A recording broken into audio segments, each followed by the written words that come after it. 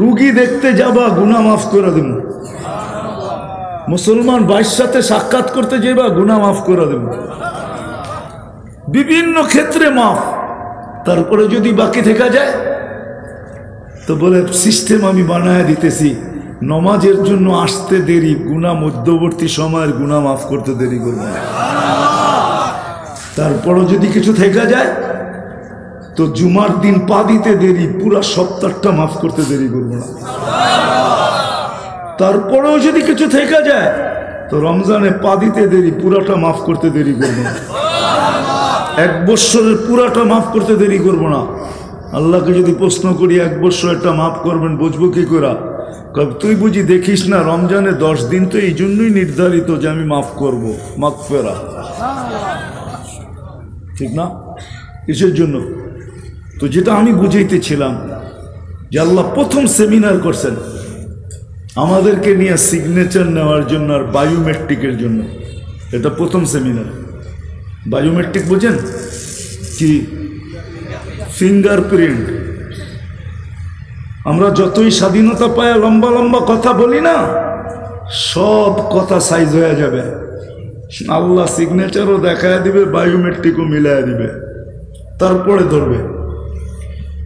এটা ছিল একটা সেমিনার। আরেকটা সেমিনার ছিল, এখানে আমরা ছিলাম না, শুধু নবীরা ছিলেন, রসুলরা ছিলেন। লাম্মা আখাযাল্লাহু মিসাকান নাবিয়্যিন, নবী রসুলদের থেকে যখন আল্লাহ প্রতিশ্রুতি নেন, মুহাম্মদুর রাসূলুল্লাহ সাল্লাল্লাহু আলাইহি ওয়াসাল্লামের ওই সেমিনার ছিল শানে রিসালাতের জন্য। শানে রিসালাত, আমাদের নবীজির শানের জন্য ছিল ওই সেমিনার। বক্তা আল্লাহ ছিলেন, আলোচ্য বিষয় কোরআন বলে আমাদের নবীজির শান ছিল, শান, মর্যাদা। দ্বিতীয় সেমিনার সম্মেলন ছিল, কোরআন বলে লাম্মা আখাযাল্লাহু মিসাকান নাবিয়্যিন লাম্মা আতাইতুকুমুল কিতাবা ওয়াল হিকমা সুম্মা ইয়াতিকুম রাসূল। আল্লাহ সেমিনার করছেন, নিজে বক্তৃতা দিছেন, নবীদের থেকে রসুলদের থেকে সেমিনারের মাধ্যমে আল্লাহ আমাদের নবীজির শানের জন্য আল্লাহ সেমিনার করেন। তাহলে এবার ভাবেন আপনি যার উম্মত, ওই রসুলের শান কত বড়, কত বড় মর্যাদা। রসুল্লাহ সাল্লাল্লাহু আলাইহি ওয়াসাল্লামের শান, মর্যাদা শুধু শুধু তো আল্লাহ বলেন না ওয়া রাফা'না লাকা যিকরাক। আমরা আর কি আল্লাহ রসুলের শান বয়ান করব? যদিও আমার জীবনের আলোচ্য বিষয় হলো রসুলের পরিচয়, পরিচিতি, আল্লাহর পরিচয়, পরিচিতি। আমরা আর কতটুকু বর্ণনা করব? যার শান আল্লাহ নিজে বয়ান করেন, ওয়া রাফা'না লাকা যিকরাক। বন্ধু, আপনার মর্যাদা আমি উঁচা করে আনছি।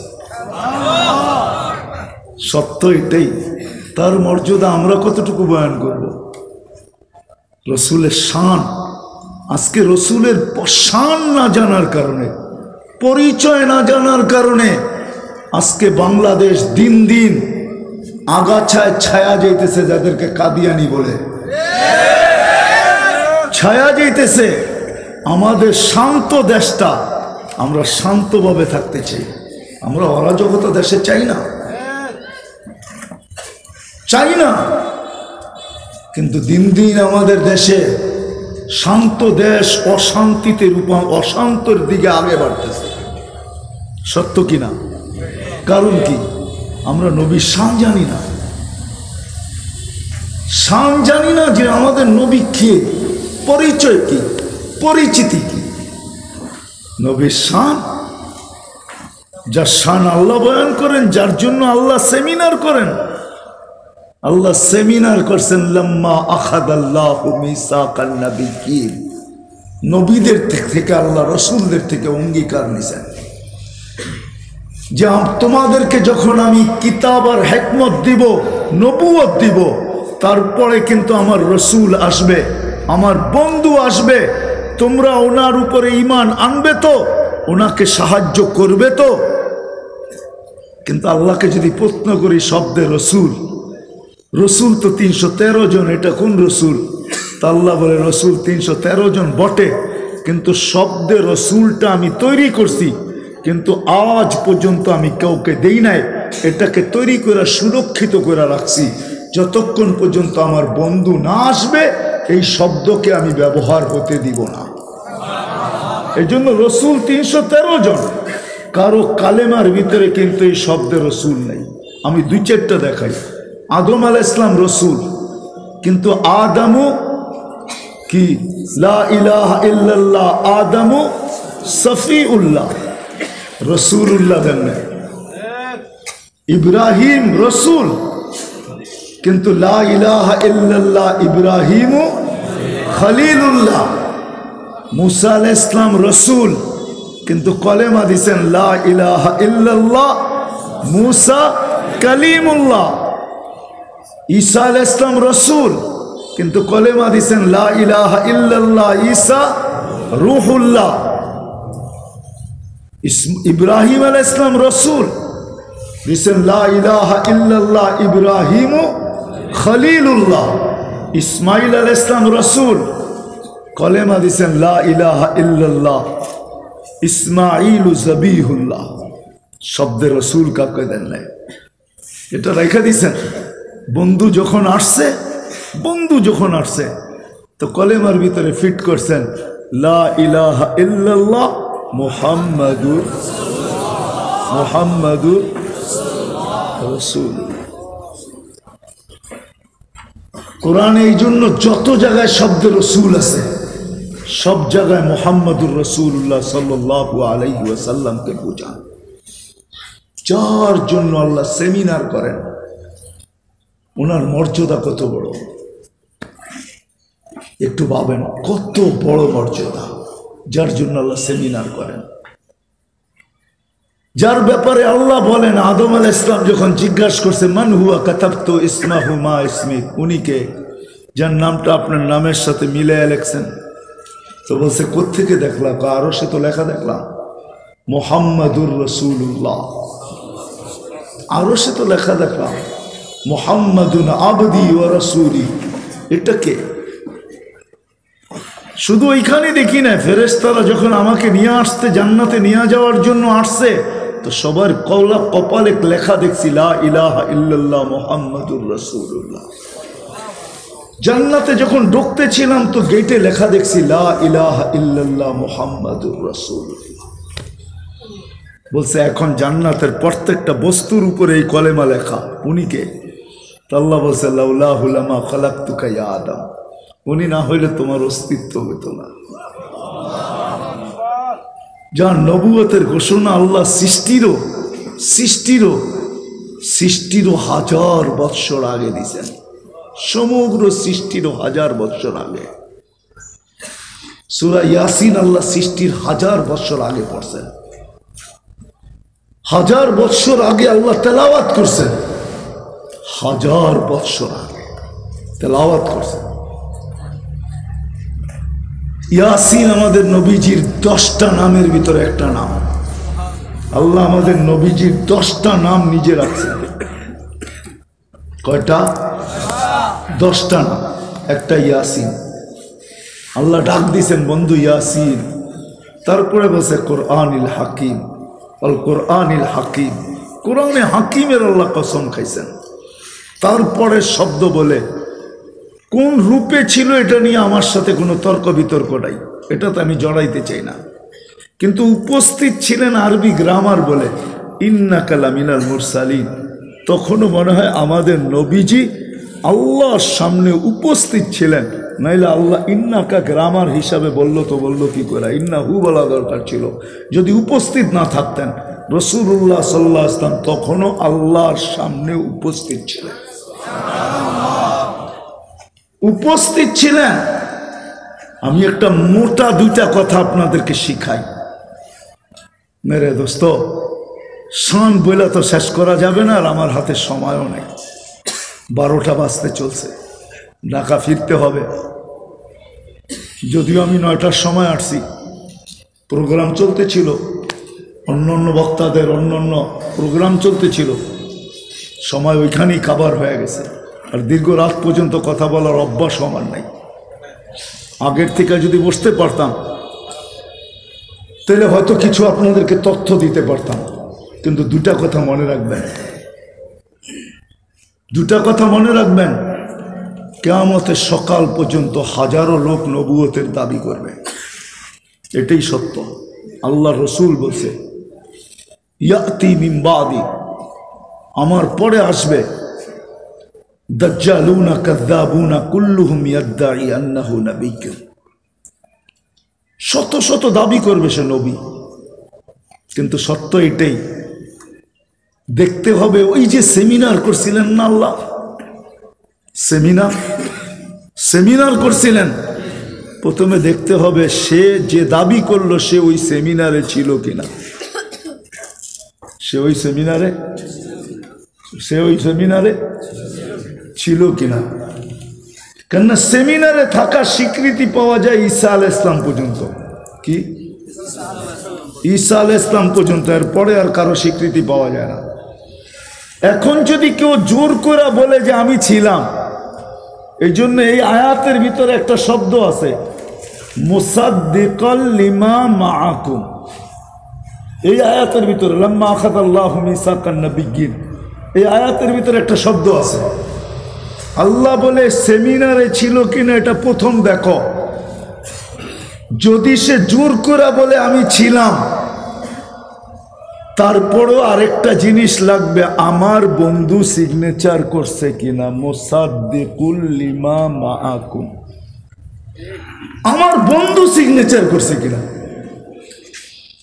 তো মুহাম্মদুর রাসূলুল্লাহ সাল্লাল্লাহু আলাইহি ওয়াসাল্লাম তো ঈসা আলাইহিস সালাম পর্যন্ত সবার সিগনেচার করছেন, এরপরে আর কারো সিগনেচার কিয়ামত সকাল পর্যন্ত করেনও নাই, আর করবেনও। বুঝাইতে পারলাম? প্রথমটা হলো দেখতে হবে সে সেমিনারে ছিল কিনা। যদি সে কোনো মতে প্রমাণ করেই বসলো যে আমি ছিলাম, তো দ্বিতীয় দেখতে হবে আমাদের নবীজি সত্যায়িত করছে কিনা। মুসাদ্দিকুন লিমা মাআকুম, তোমরা জানিয়া যাবে। এটা ওই পর্যন্ত সত্যায়িত হবে না, গ্রহণযোগ্য হবে না, যতক্ষণ পর্যন্ত আমার বন্ধু সিগনেচার না দিবে। মনে হয় বুঝাইতে পারি না, ওলামা মনে হয় আমার সাথে একমত না। হ্যাঁ, আমার বন্ধু যতক্ষণ পর্যন্ত সিগনেচার না করবে। আর আল্লাহ রসুল সিগনেচার করছেন ঈসা আলাইহিস সালাম পর্যন্ত, কিয়ামতের সকাল পর্যন্ত তো আর কারো সিগনেচার করার সুযোগই নেই। তাইলে এই দুই উসুল দ্বারা জানা গেল, যেই আইসা কানের কাছে প্যান প্যান করবে, তো জুতা যদি পায়ে একবারে আটকানো না থাকে, খোলা থাকে, তাইলে ওর নাকের কাছে জুতা বৈশা দিলেই যথেষ্ট হবে মনে করি। আমি মারতে বলবো না, নাকের কাছে খালি জুতাটা ঘষা দিলেই। অনেক সময় হয় কিছু রোগ আছে, যে রোগে নাকের কাছে জুতা নিলেই বলে রোগ ভালো হয়ে যায়, ঠিক না? হ্যাঁ, কি জানেন কিছু রোগ আছে? তা আমি মারতে বলবো না, কিন্তু এটা অবশ্যই বলবো যে কিছু রোগ আছে আমরা জানি, যে রোগগুলো হওয়ার পরে জুতা শুঙাইলে নাকি ওই রোগ ভালো হয়ে যায়। কি, তো কমসে কম ওর নাকের কাছে নিয়ে জুতা শুঙাই দিলেই আমি বিশ্বাস করি ও ভালো হয়ে যাবে। মেরে দোস্ত, আমাদের নবীজি শান মর্তবা যে কত বড়, এটা বর্ণনা, যার শান আল্লাহ নিজে বয়ান করেন, আল্লাহ সেমিনার করেন, আল্লাহর মতো সত্তা, ওনার শান আমরা কি বয়ান করবো? ওয়ারাফানা লাকা যিকরা, যার জিকির আল্লাহ। আল্লাহ রসুল জিজ্ঞাসা করছিলেন আমাকে কি দিলেন, হাসতে হাসতে, যে একজনকে তো কাউকে কলিম বানাইলেন, কাউকে খলিল বানাইলেন, কাউকে কালিমুল্লাহ বানাইলেন, কাউকে রুহুল্লাহ বানাইলেন, কাউকে জবিহুল্লাহ বানাইলেন, কাউকে সফিউল্লাহ বানাইলেন, আমাকে কি দিলেন? তা আল্লাহ রসুল বলে, বন্ধু আপনাকে কি দিছি? সবার চেয়ে উত্তমটা আপনাকে দিছি। সেটা কি? ইদা যুকির তু যুকির তামাই, আপনার নামটা আমার নামের সাথে মিলায় লেখা রাখছি। আজকের থেকে নিয়ে, আপনার অস্তিত্ব থেকে নিয়ে আপনার আবির্ভাব থেকে নিয়ে কিয়ামতের সকাল পর্যন্ত যতক্ষণ পর্যন্ত আমার নাম উচ্চারিত হবে, সাথে সাথে আপনার নাম উচ্চারিত হবে। একটা মজার বিষয় আপনাদেরকে আমি দেখাই, যদি বোঝেন তাহলে। জানি না আমি বালুকার ওলামা আমার সাথে একমত হবে কিনা। বন্ধু, শান এতটুকু, শান মর্যাদা এতটুকু, আল্লাহ যেন নিজের দাবি ছেড়েই দিছেন। বন্ধুর শানের দিকে দেখা, এটাও শান, এটাও শান। বালুকার ওলামা আমার সাথে একমত হবে না। আল্লাহ প্রথমে বলছে আত্রিউল্লাহ, আমাকে মানো। কাকে? কাকে? কাকে? আল্লাহকে মানো, ঠিক না? কিন্তু আমি যদি প্রশ্ন করি, আপনাকে তো চোখে দেখা যায় না। লা তারাকাল উয়ুন ওয়ালা তুখালিতুকা দুনুন, আপনাকে ধ্যান ধারণায় আনা যায় না, আপনার কথা শোনা যায় না, বর্ণনা দিয়ে শেষ করা যায় না। আপনি তো শুধু আল্লাহ না, বর্ণনা দিয়ে শেষ করা যায়? হ্যাঁ, পারবেন শেষ করতে বর্ণনা দিয়া? হ্যাঁ, পারবেন? 99টা তো পারবেন না, বাকিটা বাদই দিলাম। 99টা গুণের বর্ণনা দিয়ে তো শেষ করা যাবে না। আপনাকে কি করে মানব? আপনি তো এক পদের মালিক না, আপনি তো 99টা পদের মালিক। 99টা অফিস আপনার কাছে, 99টা মন্ত্রিত্ব আপনার কাছে। কি জানি বলে না বাংলা একটা, কি মন্ত্রিত্বের পদ থাকে না বিভিন্ন, এটারে কি একটা সুন্দর বাংলা জানি আছে, যে 99টা মন্ত্রিত্ব তো আপনার কাছে, মন্ত্রণালয় আপনার কাছে, দফতর আপনার কাছে, কোনো সীমারেখা তো নাই। আপনি তো শুধু আল্লাহ না। যদিও এখানে একজনও পাওয়া যাবে কিনা আমি জানি না, আলেম ওলামা ছাড়া মনে হয় একজনও এখানে নাই যে বালুকার মানুষ, একজন কোনো যুবকও পাওয়া যাবে কিনা জানি না, যে এই বয়সে আমি 99 নামের অর্থ মনোযোগ সহকারে 1-2 বার দেখছি, পড়ছি। পাওয়া যাবে কাউকে? নো, রাগ হয় না। তাহলে আর আপনি আল্লাহকে চিনলেন কি? 99 নাম তো আল্লাহর পরিচয়। এই পোস্টারের ভিতরেও কিছু লোকের নাম লেখা আছে, পদবি লেখা আছে, পরিচয়, ঠিক না? হ্যাঁ, বক্তাদের উপরেও লেখা আছে, নিচেও লেখা আছে। আবার কিছু এলাকায় লোকের নামের সামনে পদবি লেখা আছে, ঠিক না? হ্যাঁ, তাহলে তো আপনি আল্লাহকে চিনলেন কি? একজনও তো হাত উঠাইতে পারলো না যে আমি 99 নামের অর্থ এই বয়সে 2-1 বার ধ্যান খেয়ালে দেখছি যে আল্লাহর নামের কোনো অর্থ নাই। আল্লাহ তো রহমান, রহমানের অর্থ কি? রহিমের অর্থ কি? মালিকের অর্থ কি? কুদ্দুসের অর্থ কি? সালামের অর্থ কি? মুমিনের অর্থ কি? মুহাইমিনের অর্থ কি? আজিজের অর্থ কি? জব্বারের অর্থ কি? মুতাকাব্বিরের অর্থ কি? খালিকুল বারিউল মুসাব্বিরুল গফফারুল কহ্হারুল ওয়াহ্হাবুর রাজ্জাকুল ফাত্তাহুল আলিমুল কাবিদুল বাসিতুল খাফিদুর রাফিউল মুইজ্জুল মুদিল্লুস সামিউল বাসিরুল হাকামুল আদলুল লতীফুল খবীরুল হালিমুল আযীমুল গফুরুল শাকুরুল আলিয়ুল কবীরুল হাফিজুল মুকিতুল হাসিবুল জলিলুল করিমুর রকিবুল মুজিবুল ওয়াসি আল হাকিমুল ওয়াদুদুল মজিদুল বাঈসুশ শহীদুল হকুল ওয়াকিলুল কবিয়ুল মতিনুল ওয়ালিয়ুল হামিদুল মুসি আল মুবদি আল মুঈদ আল মুহয়ি আল মুমীত আল হাইয়্যু আল কাইয়্যুম আল ওয়াজিদ আল মাজিদ আল ওয়াহিদ আল আহাদ আল সামাদ আল কাদির আল মুক্তাদির আল মুকদ্দম আল মুআখ্খার আল আউয়াল ওয়াল আখির আল যাহির ওয়াল বাতিন আল ওয়ালি আল মুতাওয়ালি আল বাররু তাওয়াব আল মুনতাকিম আল আফু আর রাউফ মালিক আল মুলক যাল জালালি ওয়াল ইকরাম আল মুকসিত ওয়াল জামি ওয়াল গানিয়্য আল মুগনি আল মানি আদ দার নাফি আল নূর আল হাদি আল বদি ওয়াল বাকি আল ওয়ারিস ওয়াল রশিদ আস সাবুর জাল্লে জালালু। প্রত্যেকটা পদের অর্থ কি? যার কারণে তো আমি আল্লাহ চিনি না। আল্লাহ যদি চিনতো তাহলে আজান হয়তো হুমরি খায়া পড়তো মুসলমান, হুমরি খায়া। গরু যেরকম রশি ছিঁড়া ভাগতে থাকে, কসম খোদার আমার, যদি 99 নামের অর্থ বারবার দেখতাম তাহলে আমার ভিতরে এরকম অবস্থা হইতো, আজানের আওয়াজ হইতো, গরুর যেরকম গরু রশি ছিঁড়া যেরকম ছুটতে থাকে, মুসলমান দোকানপাট, অফিস আদালত, ক্ষেত খামার, মেল ফ্যাক্টরি, রোড ঘাট, ঘর বাড়ি, যে যেখানে আসে ওইখান থেকে মসজিদের দিকে ছুটতে থাকে, পাগলের মতো ছুটতে থাকতো। যুবক ছুটত, বৃদ্ধ ছুটত, যে হাইটা না যাইতে পারে ও হামাগুড়ি দিয়া দৌড়াইতো, হামাগুড়ি দিয়া।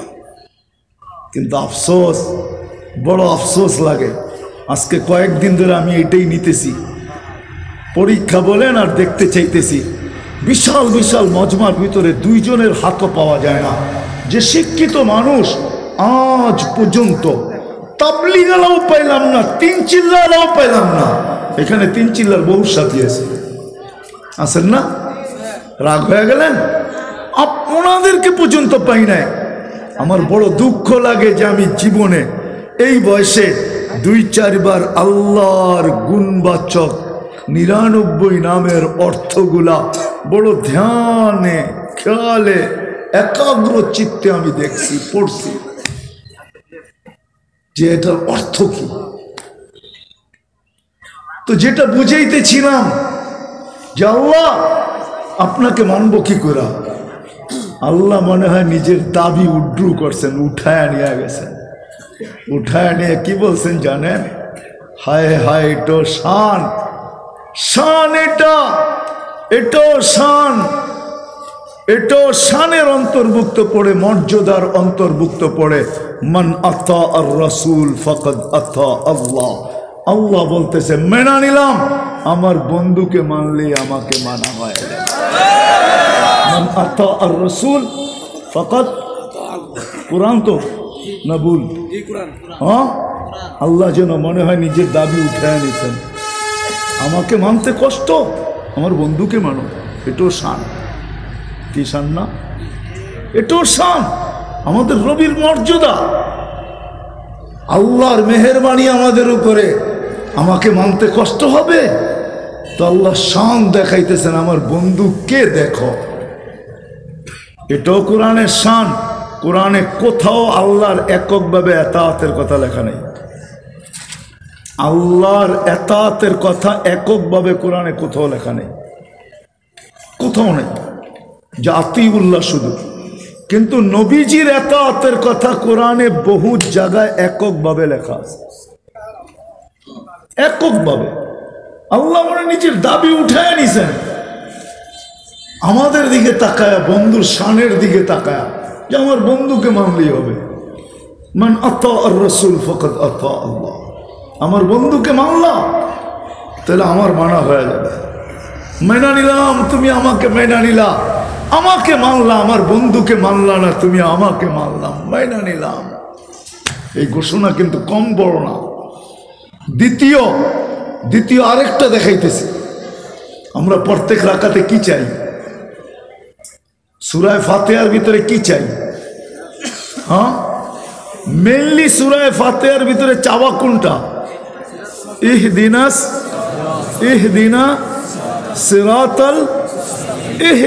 সিরাতাল মুস্তাকিম, ঠিক না? হেদায়েত চাওয়াটা হলো সবচেয়ে বড় সূরা ফাতিহার মগজ, মেইন রূহ, এটাই আসল। আমরা হেদায়েত চাই আল্লাহর কাছে, ঠিক না? কিন্তু যেইভাবে চাওয়ার দরকার ওইভাবে তো চাইতে পারি না। ওইদিকে গেলে আমি হারায় যাব, আবার সূরা ফাতিহা ঢুকে গেলে আবার হারায় যাব। এইখানেই আমি থাকি যে হেদায়েত চাই। কিন্তু আল্লাহকে যদি প্রশ্ন করি, আল্লাহ হেদায়েত পাবো তো পাবো কোথায়? চাই তো বটে, কিন্তু পাবো কোন জায়গায়? আপনি যদি বলেন, কোরআনের এই আয়াত যদি শুনান, ইন্নাকা লা তাহদি মান আহবাবতা ওয়ালাকিন্নাল্লাহা ইয়াহদি মান ইয়াশা, আমার কাছে পাবে, ঠিক না? কার কাছে পাবো হেদায়েত? কার কাছে পাবো?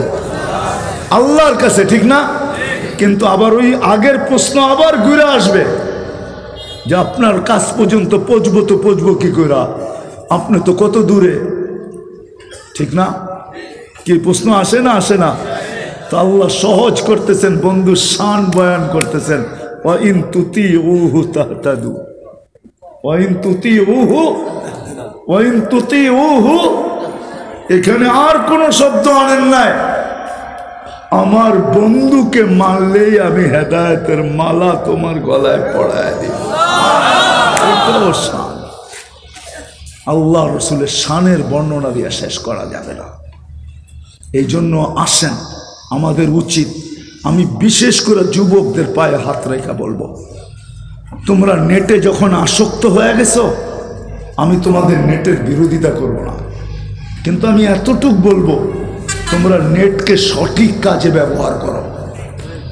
একটা কাজে ব্যবহার করো, এটা যে আমাদের নবীজির কি শান, কে কোথায় লেখছে, মর্যাদা, এটাকে তোমরা বাহির করো। নেটের মাঝে তোমরা পাবে, পাওয়ার পরে এটাকে সত্যায়িত করার জন্য ওলামায়ে কেরামের কাছে যাও। ওলামায়ে কেরাম সত্যায়িত করে দিল, এখন তোমার নেটের মাধ্যমে এটা তুমি সারা দেশে বন্ধু সার্কেলের ভিতরে এটাকে প্রচার করো। যদি তুমি মনোযোগ দিয়ে করতে পারো, নেটের ব্যবহার যদি এইভাবে তুমি করতে পারো, তো আমার বিশ্বাস সত্য এটাই হবে। শুনেন, শেষ কথা বলতেছি, একটা কথা শুনে রাখেন, কোরআন বলতেছে, কোরআন আল্লাহর রসুলের রওজায়ে আতহারের উপর একটা আয়াত লেখা আছে, যেমন আল্লাহর রসুলের কাছে গেলে হেদায়েত পাওয়া যায়, আল্লাহর রসুলকে মানলে আল্লাহকে মানা হয়, তদ্রুপ মুহাম্মদুর রাসূলুল্লাহ সাল্লাল্লাহু আলাইহি ওয়াসাল্লাম যার পক্ষে যাবে না, যার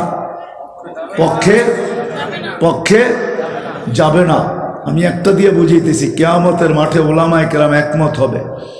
কিয়ামতের মাঠে ১.৫ লক্ষ নবী, ৩১২ জন রসুল, ৪ জন উলুল আজমি মিনার রসুল, ৫ জন রসুল হইলেন টপ, সবচেয়ে টপে, এর ভিতর থেকে ৪ জন, ৩১২ জন রসুল, ১.৫ লক্ষ নবী কিয়ামতের মাঠে নাফসি নাফসি বলে চিৎকার দিবে।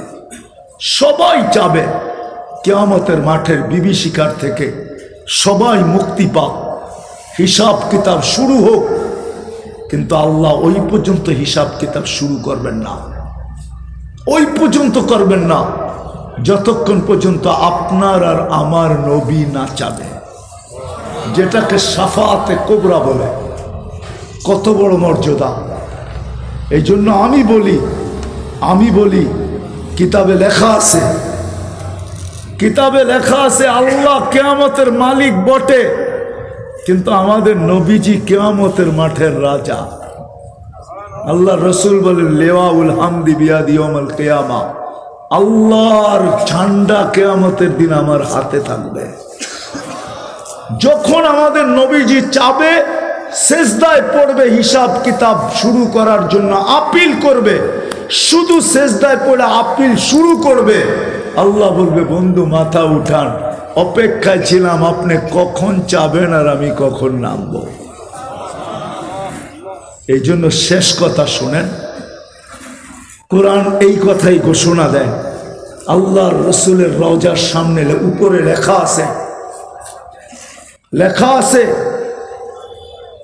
আল্লাহ নিজে বলতেছেন, আপনার উম্মত গুনাহ করতে করতে, ওয়ালাউ আন্নাহুম ইযযালামু আনফুসাহুম, আপনার উম্মত যখন গুনাহ করতে করতে করতে করতে এক পর্বে, যদি এক পর্বে আসে, কখনো লজ্জিত হয় আর আপনার কাছে আইসা আমার কাছে মাপ চায়, সুম্মা জাউকা ওয়াস্তাগফিরুল্লাহ, আপনার কাছে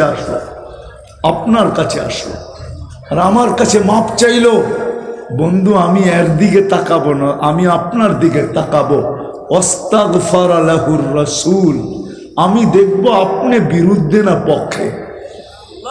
আপনি যদি পক্ষে হন, আমি সাথে সাথে আর সমস্ত গুনাহকে মাফ করে দিব, তাকায় দেখবো না।